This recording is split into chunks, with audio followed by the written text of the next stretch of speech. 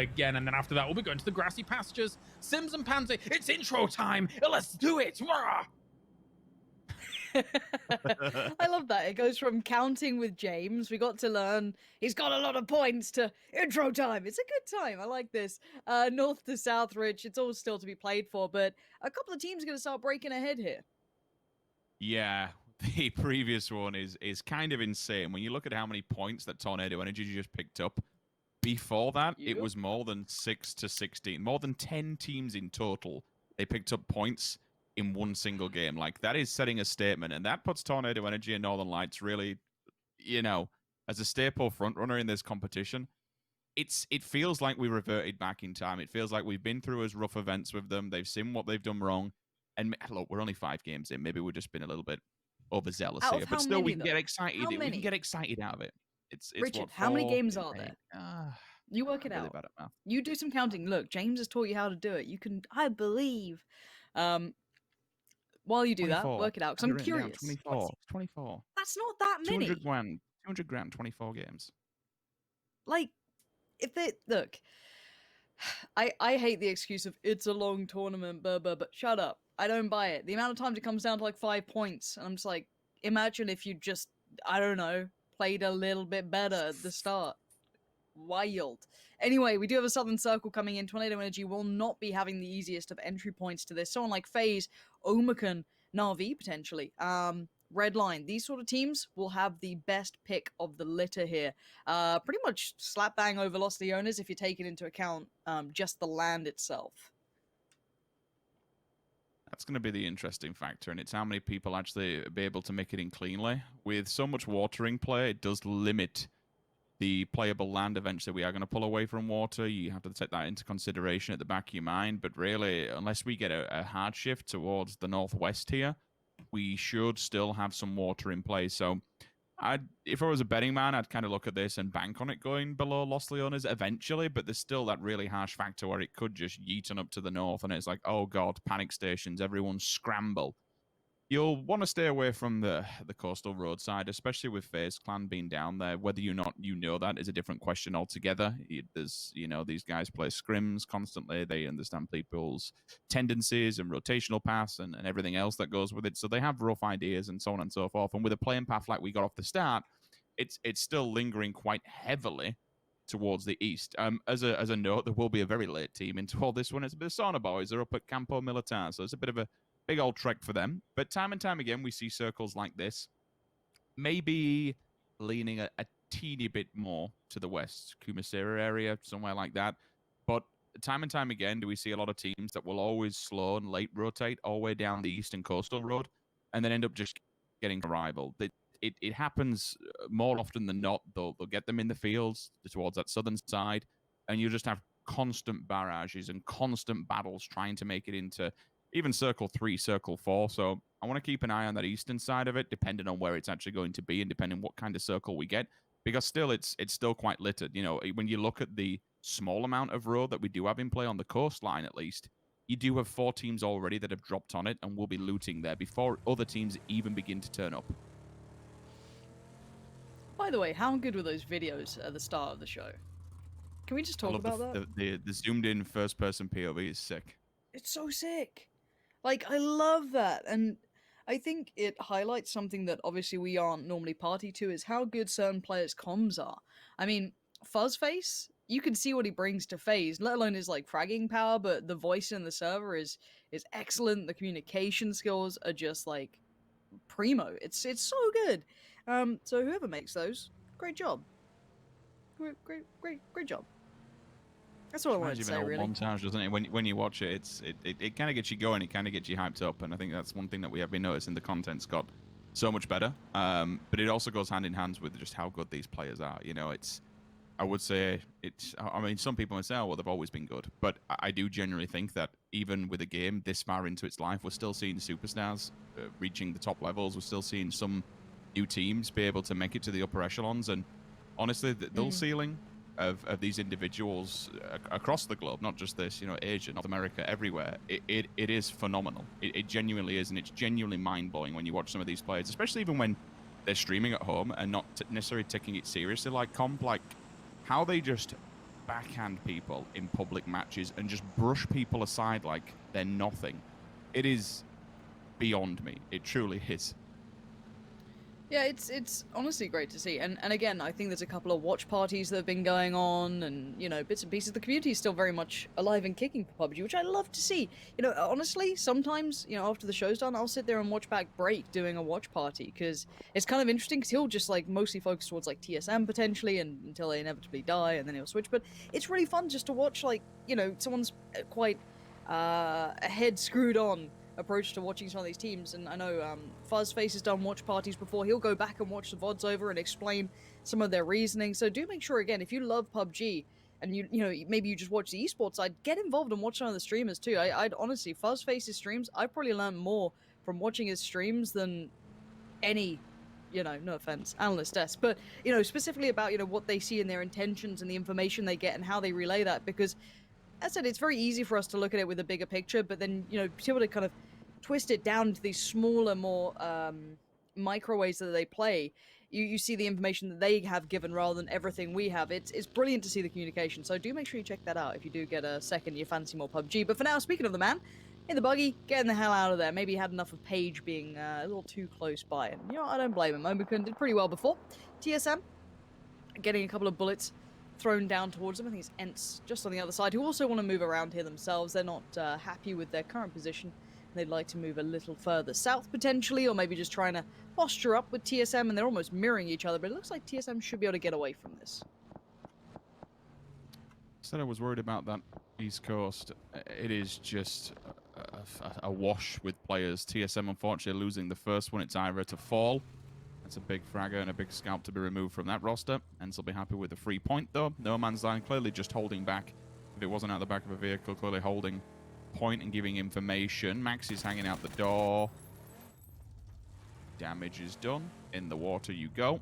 Should be undrivable and off the edge. And now we can just basically wait for him to come and take a gasp of breath. Kemba's there as well, just to absolutely confirm the kill. What year of PUBG is this, Richard? Well, they do at least have to get a breath now, which is, you know, and well, I said they did before, but okay, never mind. That's how you deal with it. Stick how cool a dynamite did the water in. look then? Did you see that? I like to say it, like the ripple. Done. Nice. God, I've just been watching so many memes. My life has just turned into. I actually can't have a conversation without just like, and here is a meme. Pretty much every team has. Imagine. I was trying to think of another way to, like, you know, we've got the pork chop, the tendy. No, I don't have anything for this, but the current circle position is very interesting. If we bring up the map, whenever we can, it's no big bother, but no one is sitting really above Los Leones. So it's everyone is banking on this southern side of the circle, that band that runs around the bottom, you know, the kind of hilly side of things where we just saw, you know, likes of FaZe and Omicron and DA. Every single team is down here. No one is in La Bandita. No one is near Picado. No one is, well, the pink ponies are in Los Leones, but no one else is anywhere near there. This is a heavy gamble on that southern side here. It is, and it's just because we have that ridgeline that runs around all of Los Leones that you were speaking out on the eastern side of it, basically about 2/3 where we know the circle's not going to go, and that's where you will see them just forming up. For Los Leones, you do have one team in there. I mean, if it goes to the north, hell, they'll be super, super lucky, but I just don't think it will at this point.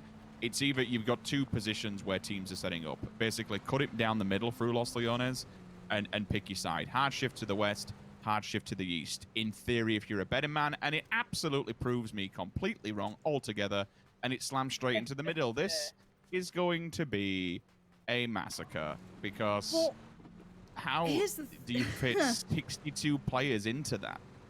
Well, you got Los Leones, but no one wants to do it, right? So there is that. Yeah, now, if you want to go late game and just scrap for it, you can do that. Exactly. Now, beyond that, though, let's kind of take into account what this means. The southern side should cut off because there's water. Traditionally, it doesn't like to go to Los Leones, so you look towards the far east and the far west extremities. What has a larger portion of territory? I'd say, actually, the kind of western side, if I'm honest. However, the teams know all the divots and ditches it's likely to go to in the most playable areas. Liquid are on the go. They're going right past FaZe. They're heading very far south. This is a southern rotation. Gustav's going to give them a little parting gift, see if he can get any shots through. None really landed. Uber next up, but he's going to go for the vehicle instead. So they will get pretty far ahead. Wait, are they pulling into this one? They are. That's interesting. So Uber might have to evacuate, and he is. He's given this one up. Maybe the rest of FaZe going, hey, we can't hold this anymore. It was nice for a little while, but they got the tempo, the pacing right, and they were able to pull away with Ivan, aka Uber, or Uber, aka Ivan, back towards the rest of the gang. Now, we are seeing TSM in a bit of a spot of bother.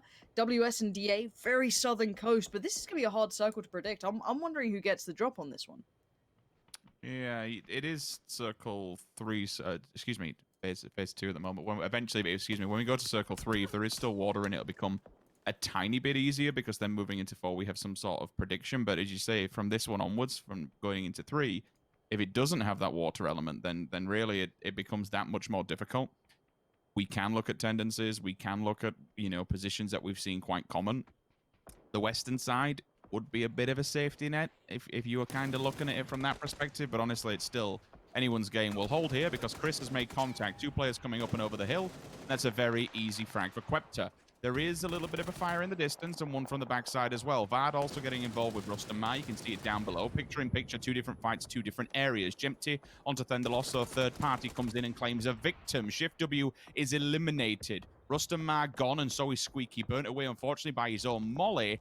But a nade from Vard does catastrophic damage to Ents on a different side.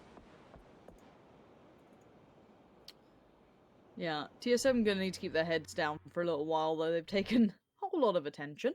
And there you can see the nade that did so well. There was even a second one. If the first didn't do it, the mollies would. It was a full commitment of clearing that out. We don't want to share. We don't want anyone else around here. Is there anyone else close by? I don't believe so. Red line are popping up a couple of shots, but it's more, just showing presence more than anything. It's not really going to find too much of a target, I don't believe. And if I'm honest, I currently like the positions like Northern Lights, Tornado Energy, Na'Vi, and Uber has. That's a disconnect. Yeah, yeet for old Diggory. But it does mean the Ents stay alive, which there's something to be said when the reason that you're still in the circle is because of a disconnected player. We'll come back to that another time. For now, we focus on what's in front of us. WS and DA getting very close by. But it looks like WS are actually going to opt to completely move out of this one. The northern shift. We have one super hard shift all the way up to the top. I mean, there's potential for it. Hell, if it does another, it would need to be a very no, because the backside of Los Leones we just don't get with the mountainsides. It just doesn't. I can't see it going Los Leones. Like, you'd need double, treble hard shifts to get into the center near the market area where we've been before. I just don't foresee that happening. Misa onto Thendalos. That's what we do see happening as Quepta answers back, but it instantly responding on Forever's there as well. So trades back and forth here between the Sauna Boys and ETG. Forever last man standing, and as you say, FaZe in the distance will also be moving, so keep an eye on the kill feed in case you see Omerkin kicking in. Lo and behold, Page is the first one to find him. Player goes down, solidifies him, and puts 8C in the ground. Forever is rotating slowly but surely. FaZe and the rest of the boys, they need to push in. Yeah, they've got Liquid on their back. They can't slow down at all. FaZe are in between a rock and a hard place, and they found kind of the negative side of both of it. They've been caught here. They tried to move in, and it wasn't a bad plan, but they got caught off by a couple of seconds. The slightest bits of timing hindering approach. Gustav does well on one, instantly traded out, though. Big pick up there, big trade. Vazku can then overcommit towards this side if needed, in case maybe Liquid are feeling a little fruity. They weren't. They stay where they are. They've got decent enough territory. They can punish the likes of Na'Vi. But then look towards Northern Lights and Tornado Energy. These two big teams in very big positions and quite open. Somehow Tornado Energy is still doing well, but Tulin's just lost his life for this. And there you see a third party, Nail-Up, going to join in. And this is Northern Lights looking a little rough around the edges. They're not going to be pleased with this. Not at all. Not at all. Redline have hung back for a while, and they've got the central side of the map. They do have height advantage as well, but with only one frag in the bag, it's been quite a quiet game for them. They've stayed their feet. They paid for it with position, don't get me wrong. They've been granted that. Have to be aware of Pink Pony's presence. I'm hoping with the height advantage they've been able to garner that info and feed it back to the rest of the roster. They're still shooting into TSM, which you can see the Tracer coming out. Nail-Up's position also noted by Omerkin, who are just down the hill where they've eliminated FaZe Clan. Just realized the compound I was thinking Redliner in is actually the one just south of TSM. That's the one we've had a couple of endings towards, so I do wonder if it eventually does go that way. I want to see if there's hard shifts, honestly. I feel like you're right. It feels like It shouldn't be Los Leones, right? So, where did it go? Oof. I'm just thinking through your mind. Like, you've got the... To be fair, where TSM and Sauna Boys are, it's not a bad edge. It's because you've got, like, It's that just that mountain in the compound. middle of it. It can kind of push anywhere, really. It's probably going to double hard shift onto us and give us a really wacky position, unless it just keeps centralizing up and then throws it into the wind at the very end. I Let's do see. not know, but here we go. It's going down. Oh, that compound. Okay, there you go. We kind of said potentially more towards Puerto Paraiso, and there it is. So TSM, I would suggest, have to get out of here now, Lauren. They're in a really good spot, but they have to find They a can go to that compound because there's going to compound. be so many teams that come towards them, but they've got to be quick because you can already see They have WS been. are eyeing it up. Yeah, but that compound is very hard to crash. There's a little lip to it as well, so you actually get a They've done it. decent amount of fight on the WS way done it. through. Now, they've gone up to the gate, but we'll see if WS can withstand, because the Sauna Boys, now keep in mind this goes uphill. So TSM currently a little bit higher ground, the Sauna Boys will be a little bit lower ground, and WS will be very vulnerable, so they have to keep pushing. Exactly, there's that lip you can see, which forces the fight. Now, TSM have been quite quiet about this. Windstreak don't have any clue until now. Suddenly, a horrible surprise, but Miriku's going to instantly flush Kemba, but he's still got his buddy knocked. A quick molly comes in to slow down the push to hopefully maybe buy time for a revive, or at least do something about this. They need to get these boys out of their building. A smoke towards the left side, isolating one. Maxi has gone down to Fex. Miraku is trying to, one, save Vard, and two, keep the rest away from the door. Offstring barely alive. Does keep himself standing for now. I love that he puts the smoke nade in there to try and flush him out, thinking it's a grenade. So the bait nade's there. They're lining up. Unfortunately, at TSM, they don't realize he's outside looking through all the metal netting and neshing from the smoke. One of them appears, hits the deck on the drop shop as well. The Wanderer. He smacks Vex and Miraku and eliminates TSM. That is a cracking little job. Cheeky drop at the end to solidify it. Yeah, the Sauna Boys are going to push this as well. Keep that in mind. Once you see that kill feed kicking through, it's going to be that, because... What? How the hell did the Wanderer just do that? That compound was such a high priority, and now suddenly it's just kind of left as a graveyard for TSM. But now we have the Pink Ponies pushing towards Redline. You can have Tornado Energy pushing into the remainder of Northern Lights and Omicron. Liquid's still okay, but not very central. Now DA just kind of sitting on the cusp of the southern side. Everyone trying to hold on to the very limited amounts of cover. Yes, the terrain will allow a bit of play here, but keep in mind, people will be able to see people. There's good lines of sight on this one. It's very hard to stay safe. DA will commit to just see it on the map. If Liquid doesn't find orange, then potentially DA does. The blue will eventually force the situation. Another situation that's backbuilding I need to make you all aware of is Tornado Energy. They're working down a valley, a little tributary across the hillside, but I don't think they realize Northern Lights are spread in a 1-1 scenario. Okay, so they're underneath at least and hiding away, and for good measure, given that they're in basically backup mode at the moment and just playing for their lives. Omicron in front of Tornado Energy. 2-2 again situation, finally. The player from Na'Vi is spotted. Presence noted, so if DA can remove orange, it's one less thing to worry about. Liquid definitely given the information. Smash goes a little bit deeper for DA. Try and figure out what the plan is and what the play is. I wonder if Orange just kind of stays here and maybe takes the fight up against Liquid, because there's not really a great deal else he can do. If he runs in on the road, he's buggered, to be fair. The little Orange just trying to stay alive. It's just full DA mode, isn't it, for Orange? Just try and live and see if you can snake in. There's a lot of teams still left. You've got 12 teams still in this. It's pretty mad. So now the compound that TSM was fighting over with WS is still in. Omicron's is still in. The space between is not unplayable, but it's tricky. But currently we only have probably, you'd argue, 4 teams out of the 12 in the circle, and that's barely. Jeems and Ibby are just over the edge, so you can see a big fight here in the north. You can't really avoid each other. If you do, let's say the Pink Ponies don't want to try and take the fight on Redline, which is fair, you're playing against hard cover, you're going to roll down the hill in towards Tornado Energy or Omicron, or maybe even the Bystanders. So no easy way forward, and sadly the little Orange gets made into squash. Clib. Gonna find that. Clibs, again, still having a great performance. Good to see the man who got picked up by Liquid finding very good form.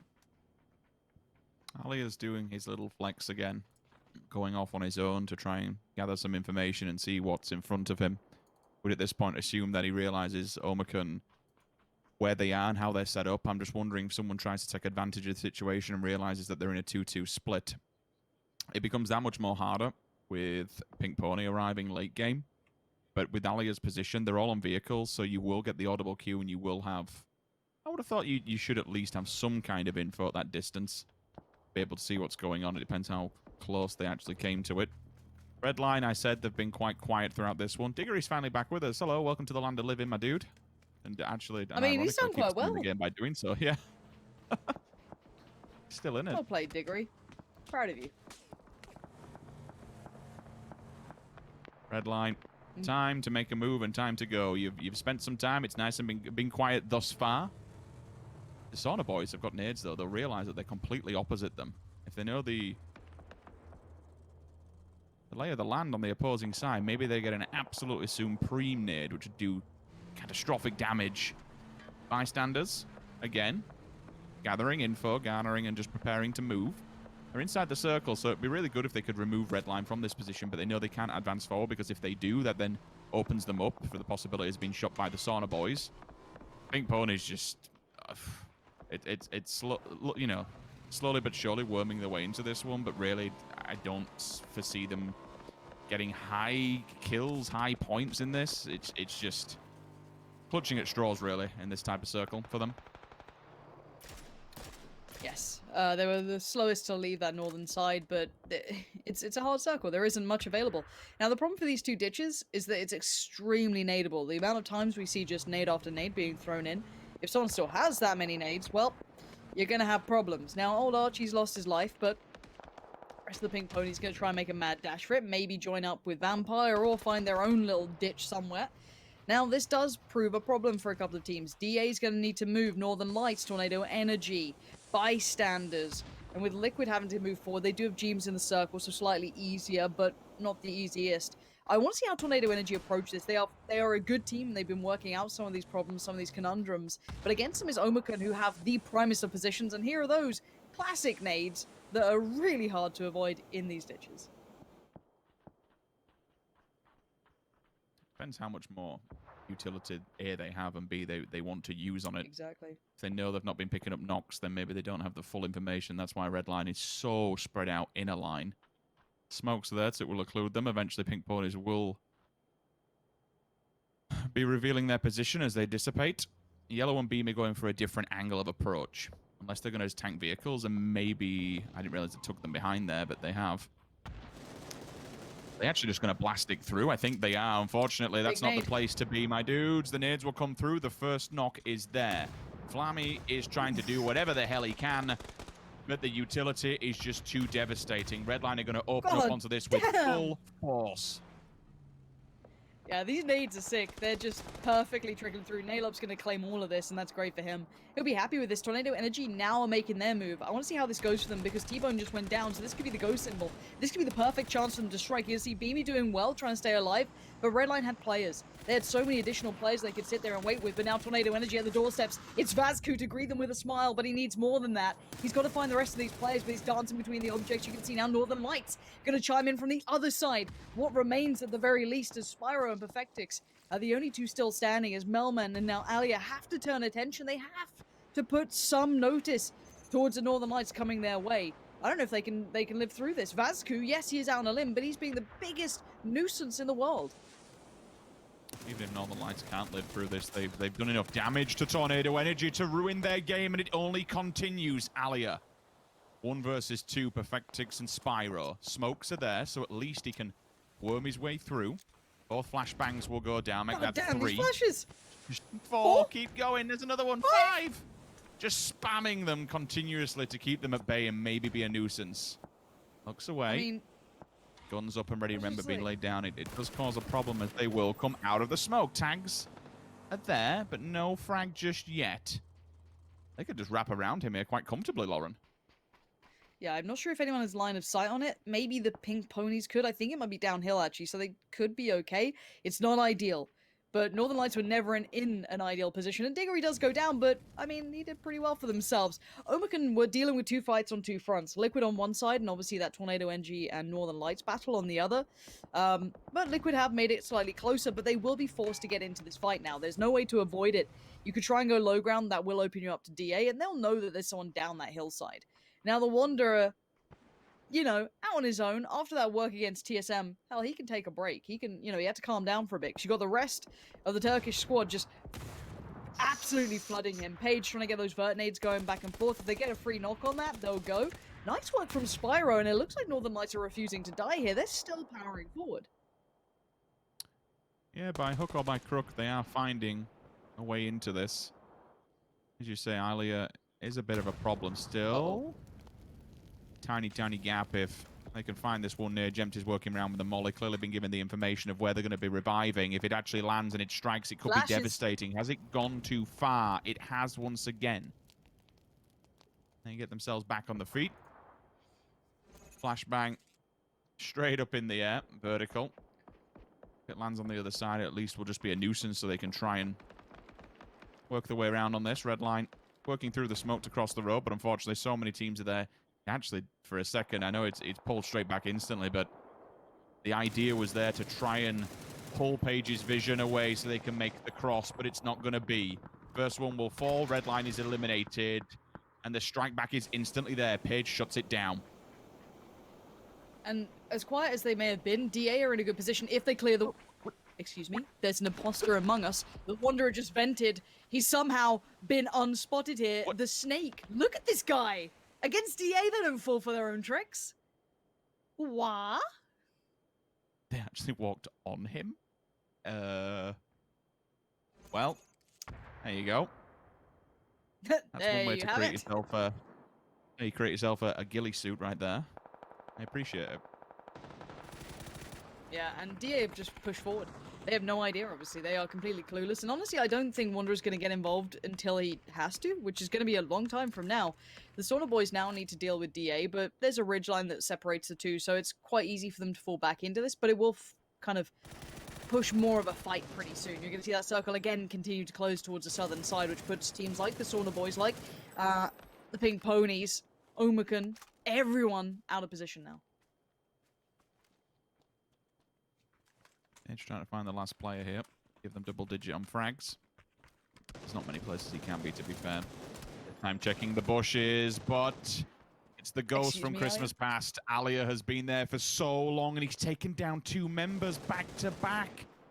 How is he doing this? How is he allowed to stay alive for this damn long? Marco finally in for the rest of DA. They eliminate the Sauna Boys, and they can keep on going. They keep the top side of the circle to be theirs, with Pink Pony having all the work to do outside of it. Maybe they can just bottleneck them on the other side of the road and keep a nice bit of space. Perfectix will be pushed out. And if Alia does this, and just, that'll be what, 4 players in a row that he's eliminated if he somehow gets this? What has this man been drinking today? How are you even doing this still? Or flush Gemty. What are you doing? I don't know. I don't know how he's got this far. Perfectix looks scared as well. This is the mad part. Perfectix has the advantage. In a weird way, he's got to make the push on this now. The nade comes out. Surely Alia's... How is Alia alive? Oh my god, someone. They finally put him down. Now keep in mind, DA have been quietly doing incredibly well here. This is a great game for them. Now the Wanderer is very lucky to be alive. And now here comes the game of find the imposter. We're playing Among Us, ladies and gents. Welcome. And I wonder when they notice. The Wanderer hasn't been doing tasks. The meter's not been going up. It's a little interesting. And just, you know, oh, I forgot to unmute during the, you know, voting him out portion. No. The Wanderer's been up to no good. He's hiding in the low ground, and DA have that horrible sinking feeling of, did we run past someone? Maybe we are. Oh, we need to check, boys and girls. There shouldn't be a problem. This should be a good DA victory. This should be clean. There should not be any threats. 3'd up, geared up, no worries. The Wanderer, what can you do? Absolutely nothing. Metralis is going to do it, and DA 10 kills and first place. That is really not bad at all.